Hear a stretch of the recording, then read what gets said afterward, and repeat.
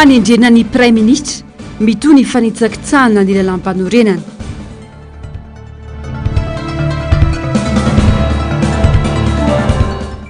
be ny tanàna tsika Madagasikara mitaky ny fanajana lalàna.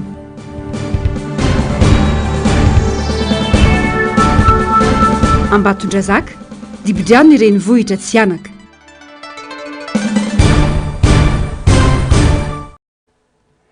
Falitafaraka aminao indray tombokilasy tongovavy atao anatin'izao fotoana ny fampalalam-baovao izao manatitra ny araba ary manasanao anaraka ny atsipirim-baovao hatramin'ny farany.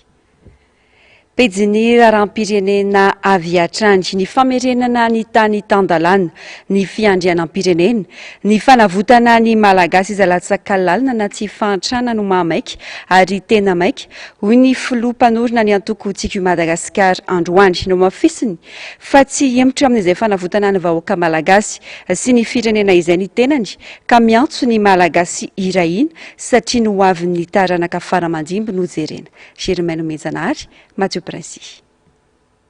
Ijoro antanindrazana isika mbola tsy vitany tolona ilain'ny firenena antsika noho izany hitondra paikady vaovao isika mba ahafana manatratra ny tanjona dia ny anavitra ny vahoaka malagasy eo ambany vahony ny fahantrana ny fanarenana any Madagasikara ho tany tandalana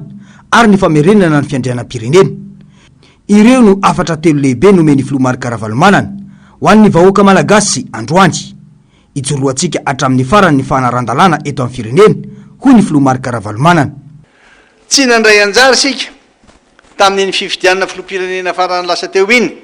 satria tsy voaja mihitsy ny lazay ny lalam-panorenana noho ny fisian'ny olona tsy mizaka ny zoam-pirenena malagasy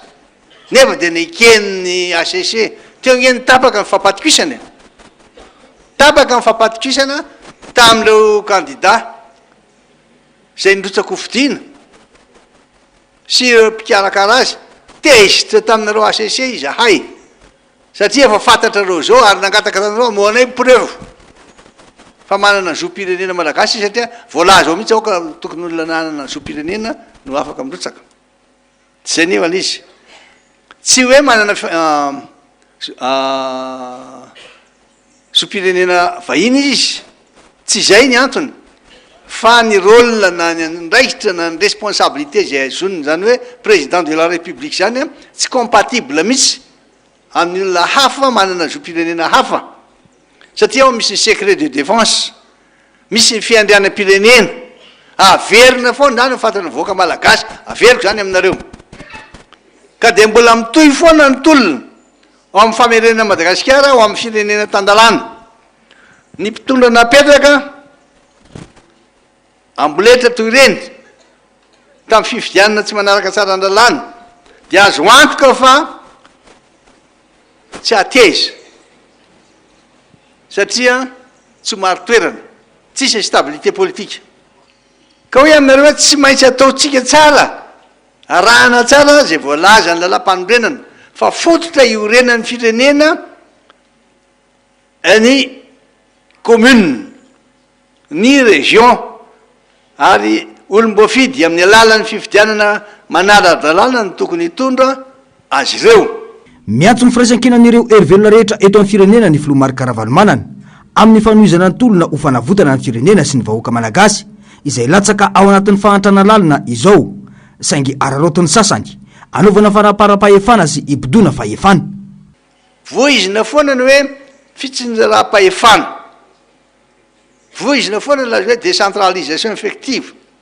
noho izany dia mahafisika ny fanitanana antsika ny toko politika sy ny fiarahamon'ny pirenena rehetra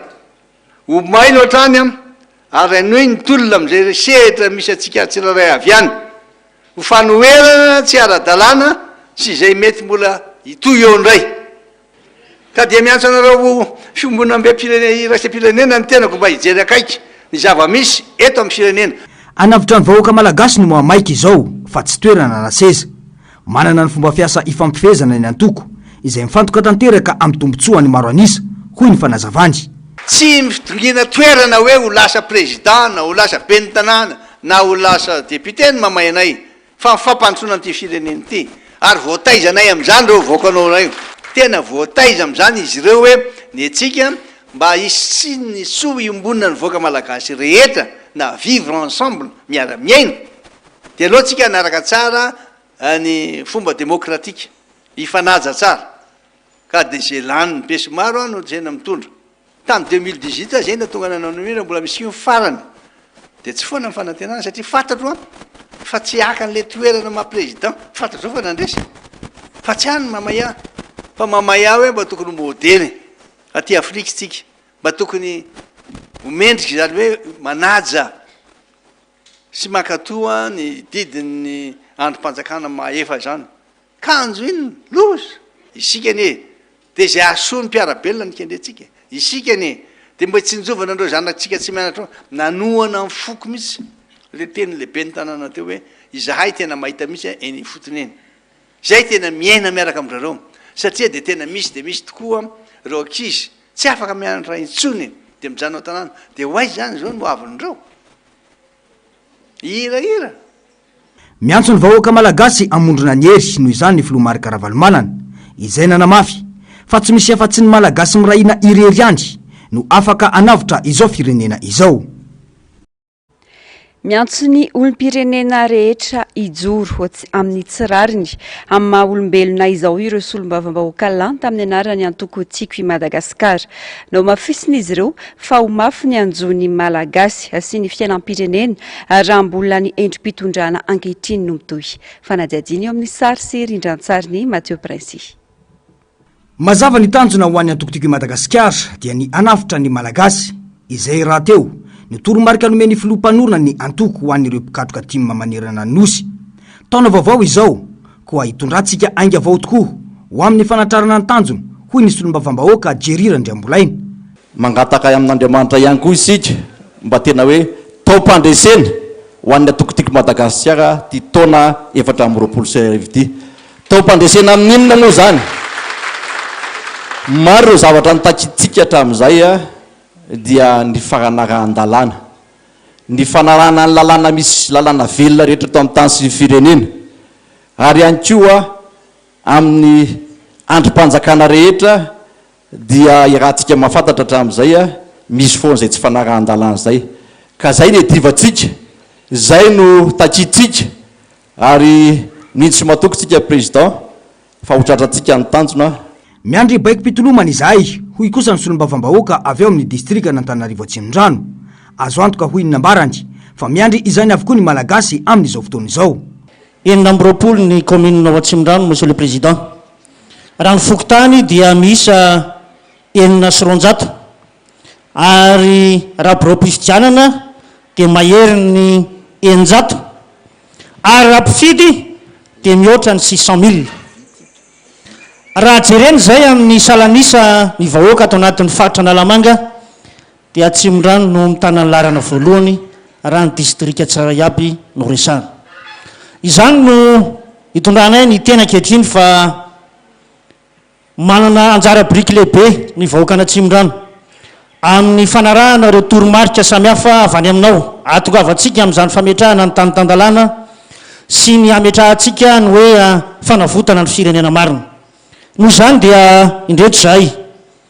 azo lazaina miaramila anao vonona ny fanometanana trano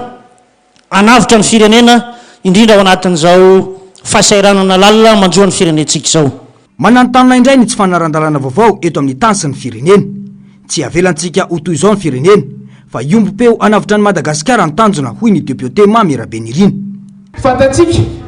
fa niantsoantsika hatramin'izay niezaka nataontsika hatramin'izay dia mba ialana ny firenena amin'ilay tsy fanarahan-dalana mba hitondrana ny firenena makany amin'ilay tena hoe tany-tandalana ary zavatra mitranga nefa dia tsy nahafahantsika manatanteraka an'izay raha miantso fifidianana be ny tanàna sy ny olombofity amin'izao fotoana izao dia satria mahatsapa fa efa eo ambavahoana ny tsy fanatarahan-dalana vaovao indray ny firenena Andriamatofiloha eo ambavahoana satria afaka foloany fotsiny zany dia efa misy ataoko hoe vide institutionnel na vide juridique indray ny fiainan'ny vondrom-bahoaka napariam-pahefana eran'ny Madagasikara raha nandritra zay efa taona farany zay efa nininana tao efa commune ampolony vitsivitsy no tsy nanana be ny tanàna tsy nanana olobofidy teto Madagasikara dia mbola itoy ve zany tsia tsapa hoy ireto solombavam-bahoaka ireto fa inina ampahintrana ny malagasy mba ho mora ambakainy ka ahafahana manao izay fandokandalana rehetra izao ho mafy ny anjony malagasy raha izao zava-misy izao no mitohy ka mira faranany zany ho hatrany ny fanazavana. Ireo mpikatroka tsiky Madagasikara tao amin'ny distrika Navaradrano Atsimon-drano ary Ambohidratrimo Atrimo no ny fampiarabana tratra ny taona tamin'ny filoha Ravalomanana Marika Androany tetsy Faravohitra no nanatanterana izany lanonana izany fanajajina. Fanompom-pivavahana no nanomboana ny fotoana teto Faravohitra. Solotena mpitarika avy amin'ireo distrika telo niaraka tamin'ireo vondrony olombofity tamin'ny anarany Antokotika Madagasikara no tonga ny arahaba amin'ny maray aman-dreny sy ny zanaka amin'izao tony taona izao. Teny firarian-tsoa no nentin'ireo zanaka ho an'ny filoha Marika Ravalomanana nandritra ity fotoana ity. Samy nanamafy fa tena ilaina ny fanavotana ny vahoaka malagasy mba anana ho avy tsara kokoa. Ny tena zavatra mampanahelo dia tia atao zay tena tsy ahafantarany vahoaka any ambanivohitra makasika ny raharaham-pirenena satria nahoana lasa ao miady eo amin'le adi-penana noho le fahasarotan'ny fiainana ny vahoaka mitady an'le ankohanina sy ivelomana ka dia rehefa tonga ny vanim-potoana dia tolotolorany zalaky veta sy siho fotsiny dia lasa very le firenentsika very ny vahoaka malagasy noho izany taom-baovao izany dia tonga eto miaraba mirarisoa ihany koa dado mijaly zahay any amin'ny distrika ny Ambohitra Atrimo fa maninona eo ny tsy fandriampahalemana betsaka nefa antehany zany teo kanefa ho anahy manokana izay mino sy manantena fa miombokevitra amiko ianareo dia mijaly zahay amin'ny resaka fandriampahalemana mijaly amin'ny resaka lalana mijaly amin'ny resaka izay efa nandeha teo ihany koa hoe nona ny olombelona rehetra tonotaona motiny andro ka mariky ny fanajana ianao ray aman-dreny ambonana dia ho zahay miara-be manao hoe arabaina Andriamatofoloha tratran'izao asaramanitra 420 soroarivo zao ho tahin'Andriamanitra mandrakarivany ianao sy ny ankonanao ho arovany amin'izay atao sy izay alehanao rehetra omeny fahasalamana lalandava ianao ka hoe lavelona ianao président ianao tokoa lay lehilahy mahery hanavitra ity firenena ity araky nilay tenin'ny soratra masina ao amin'ny oabolana 420 andin'ny fahadimy manao hoe behery ny lehilahy endry ny tenina izahay any ambanivohitra tena lavitra dia lavitra any dia ny firarian-tsoa mba tanterahanao indray ny fanarenana ity firenentsika ity zay no etaeta marina fa ohatrany voalala voatao ihany any ambanivohitra any amin'ny zava-misy kanefa raha vantany vao maharehitra feonao na fietsika avy aty Faravohitra tia dia mahatsaro ferim-panantenana taolony tantsaha ary raha vao mijery anao fotsiny zay dia velona ny finoana ty anatinay président matokisa ianao fa zay io foana araka ny toromarika izay fanomenao anarina zay rehetrarehetra mety hoe lesoka ho an'ity taona 420 ty ary indrindraindrindra nambatra ny hery sy ampisy firaisakina mba ahafahantsika miatrika an'izao taona 420 zao fa ho atsika izao taona ny fanovana président mafy loatra mahazo ny vahoaka zay vonina fa ianao miteny amin'ny aza matahotra amin'ny fotsiny any fandroany zay miteny aminao aza matahotra président ka eto zay dada dia mirarosoa anao sy ny ankonanao na tratran'iny taona vaovao iny Andriamanitra manakarena ny fahasoavana ane ombanao lalandava eo amin'ny fitantanana sy ny adidy amanandraikitra zay mbola hitantananao an'ity firenena ty ary mbola miandrandrandran'izany zay ka dia voniny izahay hiandro ny toromarika avy aminao isika le ohatry ny rasovary atsatso ny fandao atanàna tsy mifanary ohatry ny pirala mianala pirala elana tsiny an'le fitenena fa ianao dada foana pirala mianala izahay ianao tokonay izahay tokonao ka tsy fandao tsika miandro ny toromarika avy any aminao izahay dia manantena fahombiazana sy fandresena ny amin'ity taona 420 sy 2 arivo ity rehefa tony taona toy izao moa dia faindrena malagasy ny araban'ny zanaka ny ray aman-dreny nisy ny marika itamaso amin'izany amin'ny maharay aman-dreny ombonana anao andre matofolo izahay zanakao dia manolotra ny solomody akoho zay raha jerena ny fiavonaybe sana am'izao dia kely ihany sahaza anay manolotra kanefa mety tsosahaza ny voninahitra tolorana andre matofolo tonga amin'ilay fomba fiteny hoe masotsokona masombolavo ny kely ananana nahiratra na koa le hoe vatotrombo ny fatotra ka zay tratra ny tady ihany andre matofolo fa dia ny fo manolotra ampitiavana noentina eto andre matofolo ka anirina ianao koa andray izany ampitiavana raha sy indrindra tompo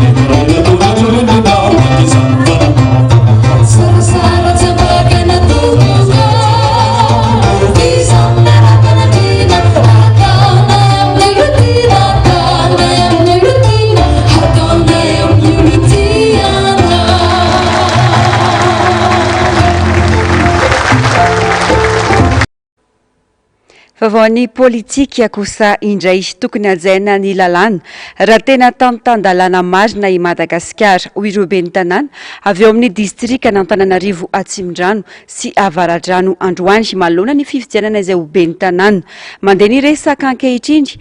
famikasany amitra ny fifidianana ben'ny tanàna ny fanjakana raha toka marina izany dia tsy azo ekena satria manitsakitsaka ny lalàna indray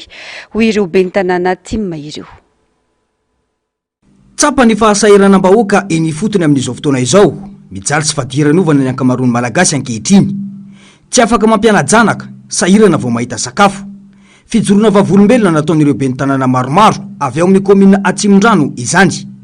miaramena sy mifanosina amin'ny vahoaka izahay koa mahatsapa tanteraka fa tsy sazany malagasy ny zavamisy ankehitriny mafy de mafy satria sarotra de sarotra amin'izao fotoana izao mahita sakafo hohanina mitaraina ny olona sarotra de sarotra ny mampianajanaka mitombo be loatra ny ankizy tokony hianatra nefa tsy tafiditra ny anatin'ny lakilasy vokatry ny tsy fisina vokatry ny anoanana ary vokatry ny fahasahiranana izao tsy fahamarinana misy eto amin'ny firenentsika izao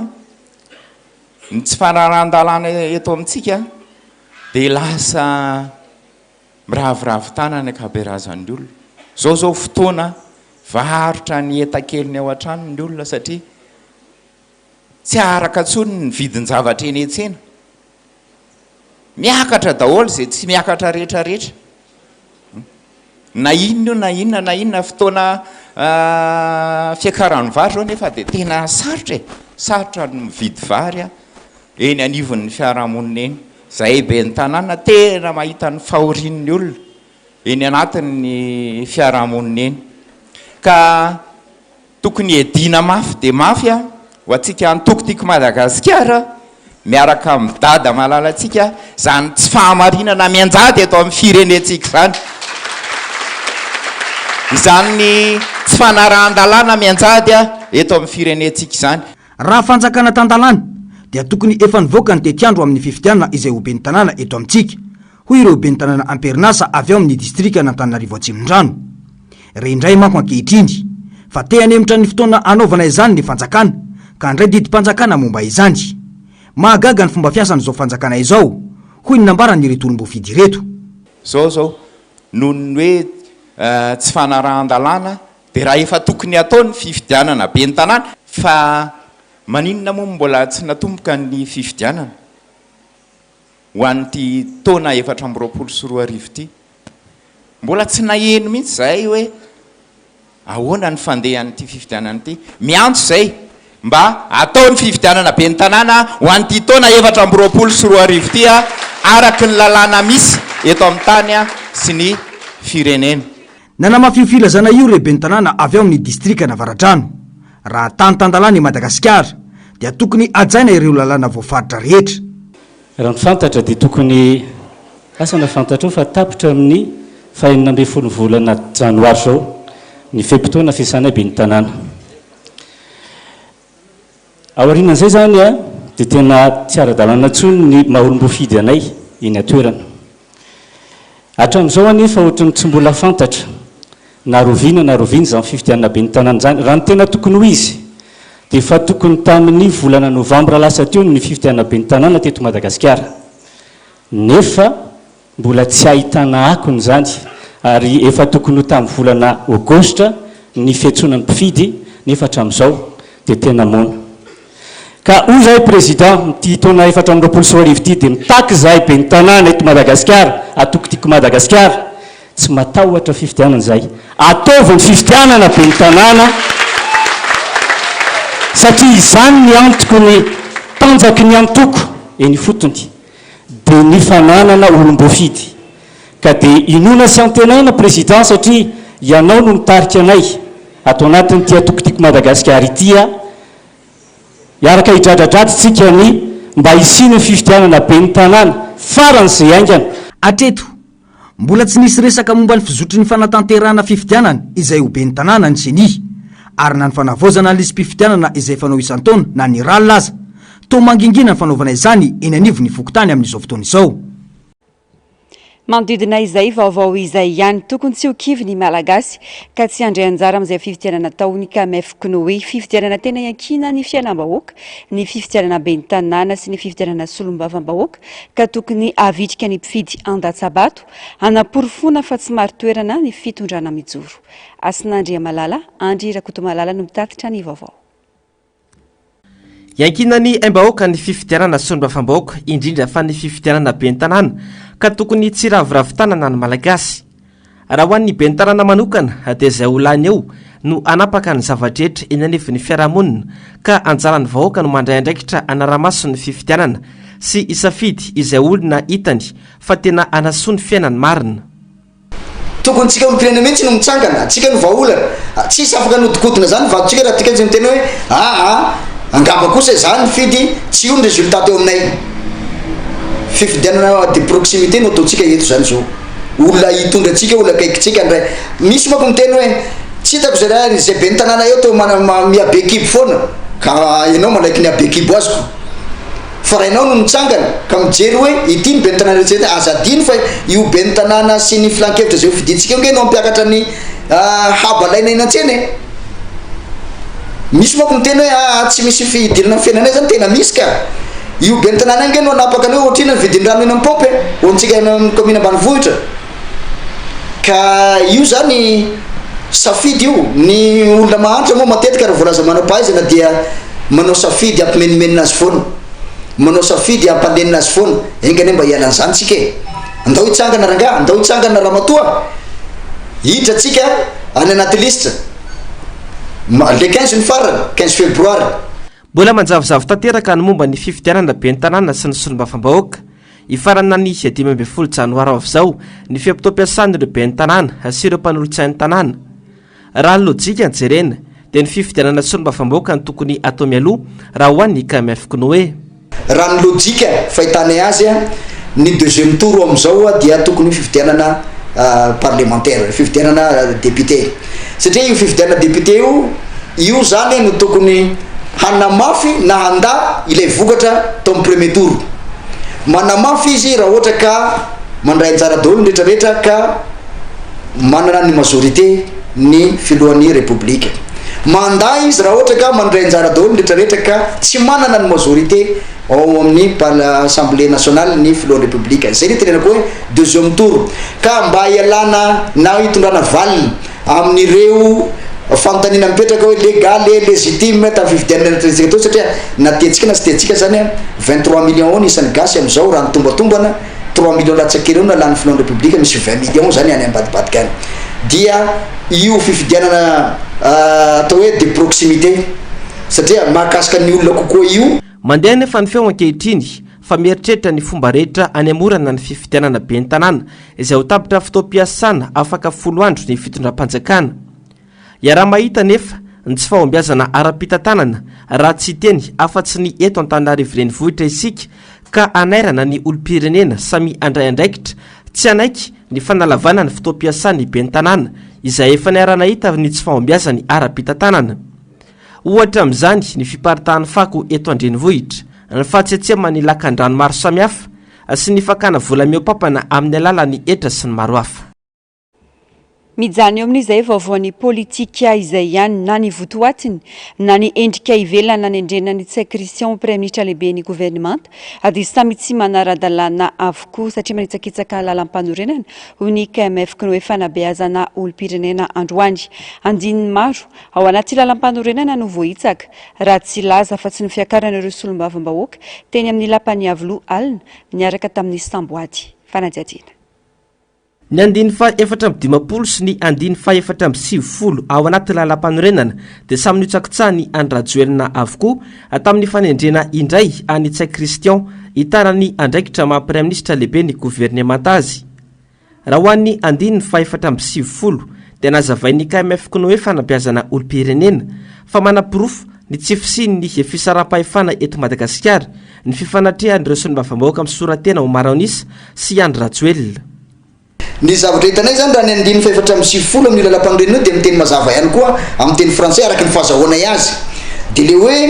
le président de la République communique avec le parlement par un message ny teo nefany raha ny fahitanay azy teo tonga teo ny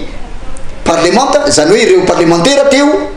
nanao samboady tsara mihitsy tany an-trano ny exécutif dia ny président de la République s'adressé mivantana tamin'ireo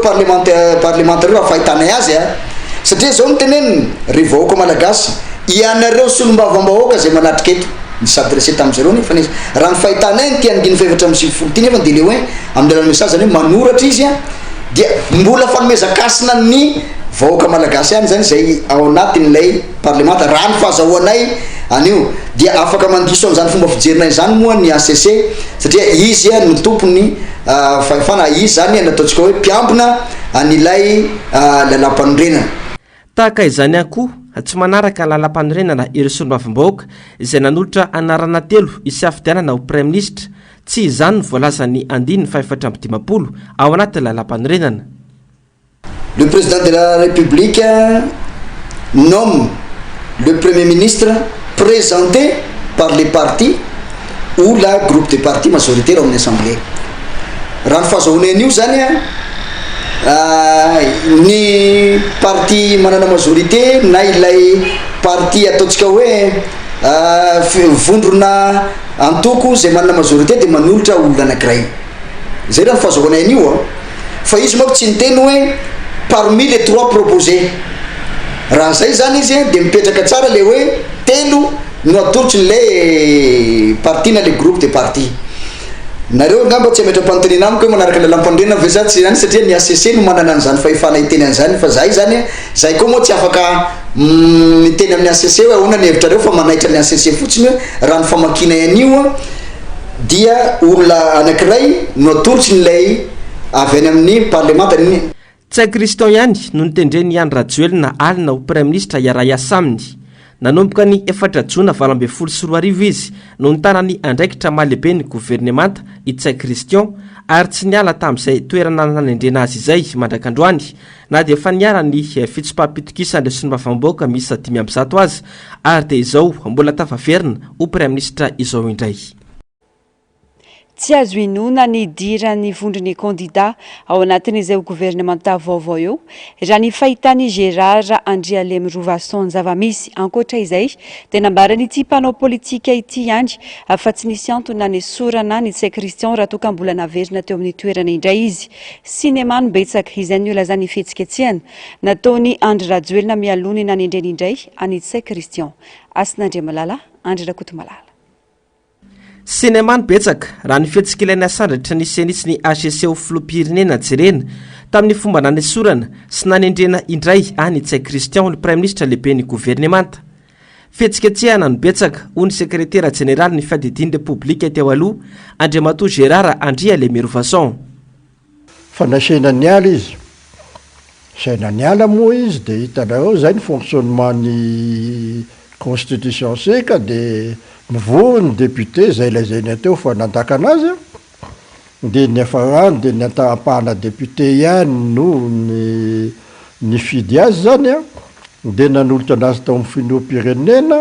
dia nalefa tamin'ny gazety midi dia lasa tamin'ny kabariny filoham-pirenena iny hoe izao ny premier ministre ty avoko dia ohatrany lasa cinéma be le zavatra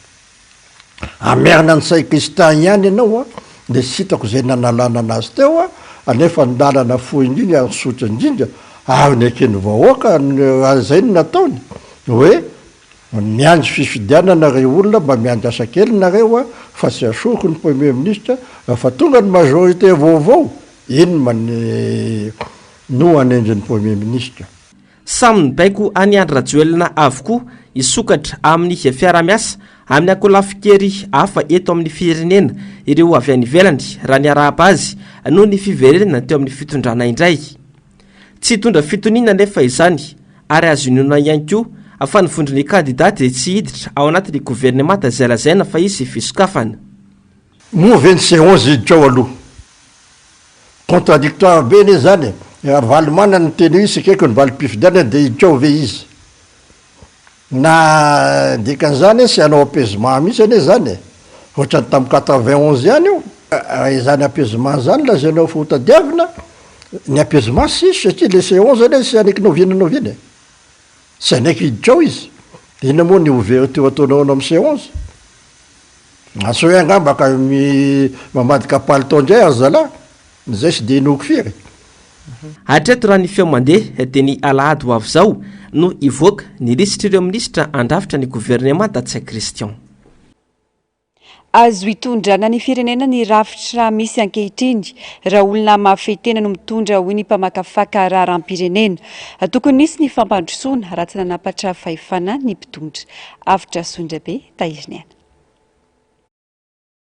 ifandroitan'ny mpanao politika ny hoe ilay rafitra eto amintsika no efa tsy mifanaraka itsony amin'ny toetriny andro izay no mampitsoka ny fampandrosoana sy ny fampandehanan-draharaha malalaka ny rafitra ary ny olombelona no tokony mipaika sy manitsy ny lalany hoy ny mpamakafaka raharam-pirenena ny fahaiza mitondra sy mifehetena ihany no vahaolana tsara indrindra manipulable système fa ny olona mihitsy manahirana sy miteny foana mantsy le rafitra nge manimba olona ny olona no mitondra ny rafitra na rafitra iny na rafitra iny eto amintsika nge ny rafitra azo iasana tsara ny tsy fananana politika matotra ampandrosoana no mahatonga ny mpitondra hikatsaka ny tombotsoany manokana lasa fahefana hatongavana tsy ho refesy mandidy no manjaka eto amintsika karazana rafitra présidentiel fort nge io misy amin'izao fotoana zao hoe zany hoe raha misy filoham-panjakana io filoham-pirenena io zay manana volonté politique tena hanao zavatra ary mahafeny manodidina azy fa tsy bakio ny olona hafa dia afaka manao zavatra izy fa ny olona eto amintsika nizaniza tonga teo afa-tsy zay olona tena hoe vitsy dia vitsy dia voatonga eo amin'ny fotoanana dia me manan-karena tena faratampony mana fahefana faratampony tsy azo kitikitihana afaka managadra afaka manao zao fa tsy taka izany le firenena lasa fahefan'ny fampiseho-kera ny fananana toerana ambony eto Madagasikara lesika eo amin'ny sehatra politika ihany koa ny tsy fisian'ny fanabeazana ara-politika itsony ao anatin'ireo antoko ka manampitrotraka ny tsy fahamarina toerana rehefa mahazo fahefana pejiny toe-karena kosa indray ny fafenoany filan'ny tsiraray andavanandro ny fitombony ari-karena faobe ka mifanakaiky ireo sokajiana hoe manan-karena sy ny manitra ary efa tratra izay tanjona izay avao azo lazaina fa misy tokoa ny fampandrosoana hoy ny mpahay toe-karena ireo singa ireo noho izany no mila ifantohany ny fitondrana raha tena manana finiavana ampandroso ny firenena tatym-baovao avitra Asondrabe eo amin'ny sariny Taiziny. Miainga avy amin'ny filana fototra mahaolona ny opiran'ny fandrosoana, ny sakafo, ny fahasalamana, ny fampianarana, ny fitafy sy ny sisa. Miakatra ny vidin'ny kapokambary, vokany, mitombo ireo zaza malagasy mialandara ny eny an-tsekoly, tsy lazainy intsony tsy fahafahan'ny olom-pirenena maro misitraka fitsaboana noho n'izay fahasahiranana izay. Ireo rehetra ireo anefa no zo fototra maha-olombelona tokony hositrahan'ny tsirairay ahafahany mamokatra sy mampandroso. Rehefa mijery an'ilay pyramide de Maslow zany tsika dia reniny any amin'ny base reny. Dia miakatra tsikelikely izay no atao hoe développement. Ary ny développement arany dia ny fampandrosoana ary dia mbola tokony hipetraka any amin'ny hiankana tanteraka amin'ny firoboroboan'ny toe-karena. Tokony handeha tsara aloha ny toe-karena zany. Tokony mitombo isa-taona ny hari-karena faobe, zakany tsenan'ny olona, zakany fahefa-mividin'ny olona ilay sara-pitaterana no mahavaly ny filan'ny olona. Tsy tara izy rehefa mandeha, tsy sahirana izy rehefa ao anatiny, tsara ny seza, tsara ny fandraisana, sy ny sisa sy ny sisa, tsy tapaka ny lalana sy ny sisa sy ny sisa. Ny tsy fahafantarana ny filan'ny vahoaka entina metrahana ny politika mpampandrosoana dia sakana goavana amin'ny fampandrosoana ihany koa. Mila miaingatra ny fotony anefa izany. Any amin'ny fanomboana indrindra misy an'izay société traditionnelle zay. Ilay fomban-drazana, ilay fombafomba, ilay fomba fiaina sy ny sisa sy ny sisa. Rehefa vitan'ny firenena anankiray mametraka an'izay zavatra izay dia afaka misasurentsika fa tonga amin'ny fampandrosoana ary tena miaina ilay fampandrosoana. Tsy misy tsony ny na ataontsika hoe mbola misy ary fa vitsisa ny elanelany eo amin'ny manitra sy ny manan-karena. Miankina betsaka amin'ny fambolena sy ny fiompiana ny toe-karen'i Madagasikara. Tsy ireo sehatra ireo anefa no mendanja ka tsy mahagaga raha tsy mamokatra ento mampandroso isika malagasy hoy ihany ity mpahay toe-karena ity. Lafim-baovao ny sosialy manodidina ny fitaterana anampitrotraka ny fahasahirana ny mponina eto an-drenivohitra ny mety ho fiakarany sarandala ny fiara fitateram-bahoaka aka mila fandraisana andraikitry ny fanjakana hoy ny olom-pirenena raha ny fanazavan'ny mpitatitra nefa dia ny fiakarany sara ny fitsirena teknika ny fiarakodia no tena antony. Misafidy ny angina kosa ny eo anivon'ny direction générale de la sécurité routière na ny DGSR miandraikitra ny fitsarana fiarakodia raha no antaniny no antony io fampiakarana roeny ny sara ny fitsiriany io fanampanazavana. Miandra ny fanapakevitry ny fivoriam-ben'ny UCTU na ny fiombonam-ben'ny coopérative mpitatitra eto an-drenivohitra ny talata izao na hiakatra ny sarandalina na tsia 700 ariary izany hoe hiakatra 200 ariary ny vinavinain'ireo mpitatitra atao mba tsy hahafaty antoka azy ireo. Ho an'ny mpampiasa fiara fitateram-bahoaka miatra manaina amin'ny fandaniana andavanandro ity fiakarana kasaina atao ity. Manampitrotraka ny fahasahiranana famanjady amin'ny isam-batan'olona ka mila fandraisana fipetra haingana. Raha ny tena rariny tsy tokony zaka vahoaka, tsy zaka vahoaka le izy. Tsy zakatsika. Tsika nefa sahirana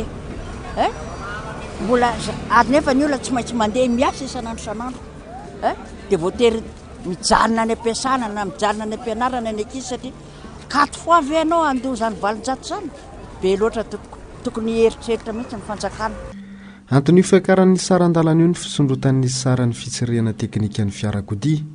Ho an'ny fiara fitateram-bahoaka manokana, nisy fiakarany eo amin'ny 500 isanjato ka hatramin'ny 100 isanjato izany. Izany hoe raha 900 sy 5,2 alina ariary izany teo aloha dia tafiakatra hatramin'ny 3 alina ariary arakaraky ny fiara. Zay zao tamin'ny androany mihitsy vao nafantatra satria androany izy vao niantso olona taty dia miakatra le visity médical, visity teknika. Teo aloha zao isaky ny 3 volana fa zao ohatrany hoe isaky lasa embolana. Hatramin'ny 2 alina ariary ny fiakarana. Tompona fiara Tena tsy fantatra mihitsy aloha dia zay hono zany dia efa manaraka indray aloha na mamay be vidina pesy mamay ny vizity mamay vity tsy hitantsony izy tia. Rehefa nanantona ny tompona andraikitra teo anivon'ny DGSR na tompona andraikitra misahana ny fitsirihana teknika ny fiara izahay dia tsy nahazo valiny momba io fiakarana io. Miandra ny fitsanganan'ny governemanta izy ireo vao hitondra fanazavana araka ny fampahafantarana. Tsara ny manamarika fa nisy fiakarany avokoa ny saran'ny fanaovana fitsirihana teknika ho an'ny fiara rehetra araka ny loharanom-baovao teo anivon'ny DGSR hatrany ary niatra nanomboka tamin'ny 1 Janoary teo izany. Toy ny raharahava rehefa simba 10 kontonera tao Majanga nidoboka amponjavonjy maika etsy Antanimora rehefa avy nandalo famitorana lalina teny amin'ny PAK Antananarivo ny prefet-ny Majanga sy ny taleparitry ny varitra ao Boendy. Tafiditra amina resaka kolokolo no antony nampitsoany PAK azy ireo. Anisan'ny nalaina ambavany androany ho vavolombelona ny governora ny varitra Boendy. Fantatra fa atao fanadihadiana ihany koa ilay ranga filohan'ny fikambanan'ny emergence Madagasikara sy ny ranga iray hafa ary atolotra ny fampanoavana orin'ny fankanambavany azy ireo. Ny filohan'ny fikambanana emergence raha ny fanazavana no nanao ny fangatana rehetra amoahany ireo vary simba ireo mba ahodina ho zezika. Vaovao avy any Ambatondrazaka mitaraina ny mponina any an-toerana noho ny fitoboan'ny rano ao amin'ny tsena sy ireo toerana marobe ao an-tampon-tanàna n'Ambatondrazaka tsy mandeha amin'ny laon'ny fiarian'ireo mpivarotra. Goavana ny fahavoazana aterany Kamila fandraisana andraikitra hanamboarana ny fotodrafitrasa simba hoy ny ben'ny tanàna ambonivohitry Ambatondrazaka. Ny Randrianarivony MBS Ambatondrazaka. Vokatry ny fahatsetsehana ny lakan-drano dia zary lasa mikorina eny amin'ny arabe ny rano ka manelingelona ny fifambohozana sy ny fiarim-ponina eto Ambatondrazaka. Mitaraina noho izay toe-java-misy izay indrindra ny mpivarotra eto anivon'ity renivohitry ny faritra aloatra Mangoro Maty. Mpivarotra tsisy mivarotra zao tsisy tany varotana fa feno rano ny tsena. Ina zany karazana etaetanareo? Etaetanay zany dia makakarana zao tsena zao mihitsy na ny kanala na ny anona mba hetsika zany le mpikarakara fa sahirany mijaly. Tena misy fa lasa taminy ao mankaty fa lena be le talohanay fa mangataka ny tokony ndraiky sa mba asiana fanambarana kely lakan-dranaty aminay. Lasa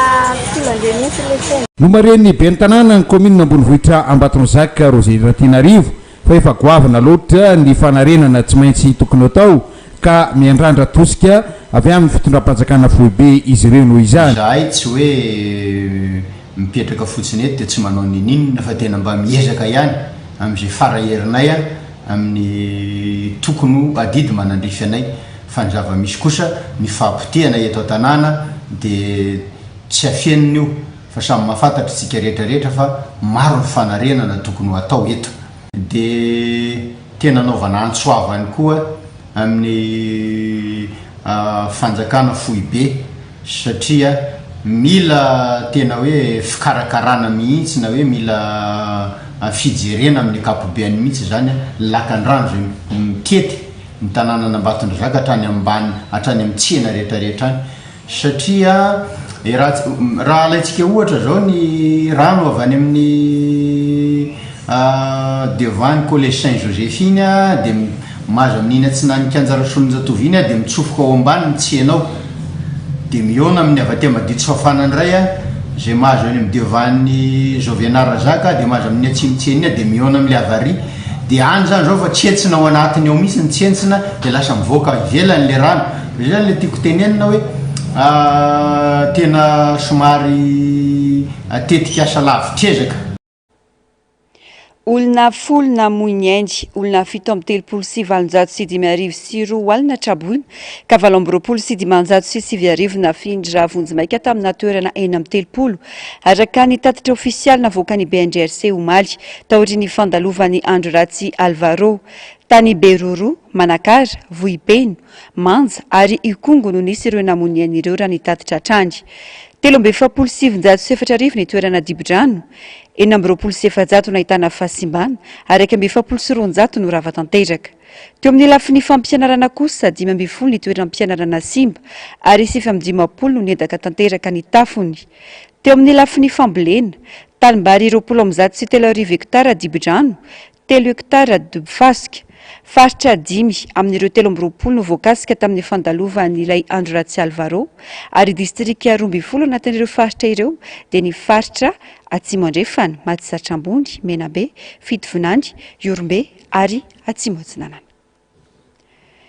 Farany eo amin'ny maresaka iraisam-pirenena miaina anaty atsika ny faritra avaratra Eropa amin'izao fotoana izao. Miba 37 faingo enina isan-jato degré Celsius ny maripana ny Suède, Danemark ary Finlande ary miavo ny ranomandry. Mikatso avokoa noho izany fitaterana sy ny fifandraisana amin'ireo toerana ireo. Ravora Zafimaina, mbola afatsara. Ny taona 7 sy 7 no niaina farany atsika latsaky ny 17 degré ambany oatra ny tany Suède, Danemark sy Finlande. Tapaka noho ny ranomandry ny lalana, tsy mandeha ihany koa ny herinaratra sy ny fifandraisana. Mikatso ny fitaterana isan-karazany. Efa zatra atsika izay ho ny mponina sasany, saingy hafa ny fiseho an-dranidina ambany tampoka ary tena mamanala ny maripana. Mivaingana hatramin'ny rano ny zava-misy. Voaterina hetsika ny miaramila toy ny tany Suède noho izany. Anampy ny mpamonjy vona nala ireo fiara ny hitsoka anaty ranomandry. Ny an-Danemark, ny entanina ny olona tsy hivoaka ny trano nanomboka omaly ary tsy hitondra fiara. Marina fa nahatratra 30 kilometatra ny fitohanan'ny fifamoivoizana noho ny fiakaran'ny ranomandry efa ho atsasa-metatra ny atoerana. Mbola tsy nisy toy izany hatramin'ny taona 2012 sy 2020. Ny tany Norvège, nakatona kosa ireo sekoly rehetra, nofoanana ny fitaterana an-dalamby mampitoy an'i Oslo sy Kristiansand. Tsy janatra eo nefa ny fidinan'ny maripana, fa isy fiovana amin'ny herinandro avy io. Toy ny mahazatra ho arahinao vetrany aoriana izao fampahalalam-baovao izao ny fandairana ahoana marina sy ny Global News. Aorian'izay kosa ny horonan-tsary mitondra ny lohateny hoe Almosdid. Ny sampana fampahalalam-baovao tompoklasy tongavy mamy fotoananao rampitso amin'ny fitora sasany. Veloma tompoko.